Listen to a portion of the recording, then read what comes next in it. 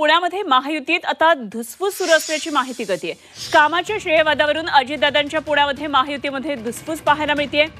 वडगाव शेरी विधानसभा मतदारसंघातील आजी माजी आमदारांमध्ये श्रेयवाद उफाळून आलाय।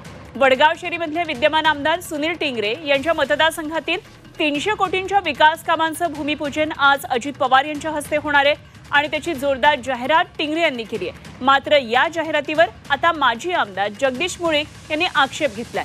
मतदारसंघातल्या विकास कामांचा पाठपुरावा हा एकट्या आमदाराने केलेला नाहीये।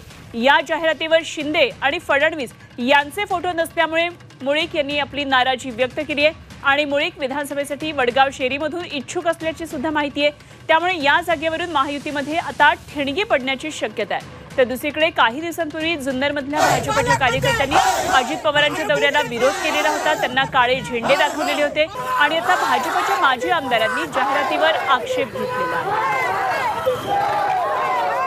तर पुण्यामधलं राजकारण सध्या अजित पवार विरुद्ध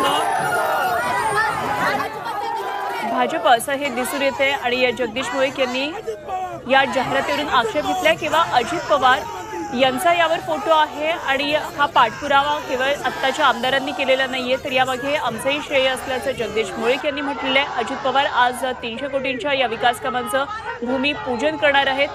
मात्र एकंदरीतच भाजपच्या माजी आमदारांचा या ठिकाणाहून विरोध दिसतो आहे। काही दिवसांपूर्वी भाजपनं अशा प्रकारे काळे झेंडे अजित पवारांच्या दौऱ्यावेळी दाखवलेले होते, त्यामुळे अजित पवार गट विरुद्ध भाजप असं एक प्रकारचं वातावरण या ठिकाणी तयार झालेलं दिसतंय।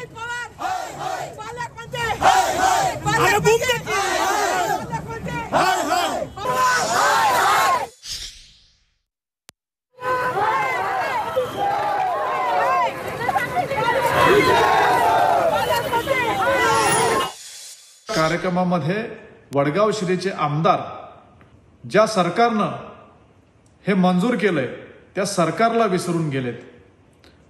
या सरकारचे प्रमुख एकनाथजी शिंदे साहेब, उपमुख्यमंत्री देवेंद्रजी फडणवीस साहेब यांचा साधा फोटो देखील त्यांनी टाकलेला नाहीये। पत्रिका काढण्याचं काम हे प्रशासनाचं असतं, त्यांनी त्यांच्या पद्धतीने जे प्रोटोकॉल असेल त्या पद्धतीने केलेलं आहे। आणि ज्यावेळेस एखाद्या पक्षाचा नेता जर माझ्या मतदारसंघात येणार असेल तर आमचे कार्यकर्ते असेल किंवा पदाधिकारी असेल त्यांच्यामार्फत त्या ठिकाणी स्वागताचे फ्लेक्स लावले जातात। मला तर असं कुठं जाणवत नाही आणि जे काय ते वरचे नेते सगळे निर्णय घेतील ना, आपण त्याच्यावरती कशाला भाष्य करावं।